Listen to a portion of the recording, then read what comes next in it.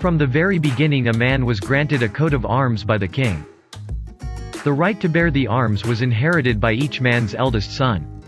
Then the pattern repeats through the generations. The surname Powell comes from the personal name Hole, or Howell. Both were derived from the Old Welsh name Hwyl, an old male given name that became popular because it was borne by a Welsh king in the 900s AD, who eventually came to rule most of Wales. The surname Powell features the distinctive Welsh patronymic prefix ap. The original form of the name was ap Hole, or ap Howell, meaning the son of Hole. But the prefixes have been assimilated into the surname over the course of time. The surname Powell has three sources. First derives from an ancient biblical personal name Paul the Apostle. Saint Paul taught the gospel of Christ during the 1st century, founding numerous churches throughout Asia Minor and Europe. Second source comes from the Welsh king name, Hywel the Good, or Hywel ap Cadail. He was a king of Deheubarth who eventually came to rule most of Wales in the 900s AD. Then this name became a popular male name in Wales. Third source lead us to Breconshire, a traditional county in southern Wales, where the name are descended from Philip ap Howell, whose pedigree is traced to Edwin ap Grano. This surname has a reputation for being entirely Welsh. But author Charles Bardsley claims this is a great fallacy. Probably half of our Powells are of pure English descent. The concept of coat of arms was born when knighthood became prestigious. It's a heraldic emblem on a shield that celebrates the name and accomplishments of a person. And for a family it's a pride to learn about its origins. Every coat of arms comes with a sense of royalty, honor and respect.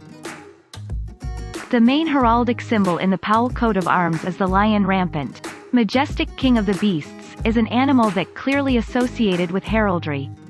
Any family would be proud to have such a noble creature displayed on their arms. Originally it appeared only in one pose. Erect, on one paw, with the others raised. But such was the popularity of this figure, that it soon came to be shown in an enormous range of forms.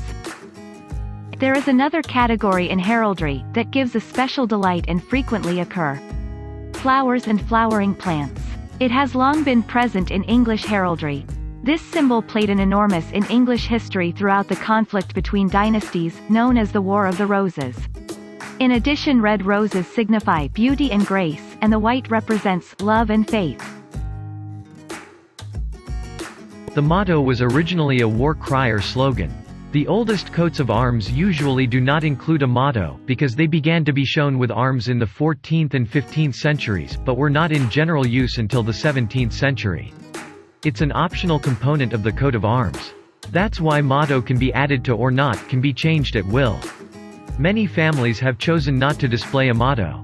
Here are mottos of different Powell families. Looking up. God is enough. Love conquers all. Every good is the gift of God. Among spears and enemies. There are not so many Welsh surnames, but there are an inordinately large number of spelling variations of them. This variety of spellings began after the acceptance of surnames within Welsh society. Then these old Brythonic names were eventually recorded in English.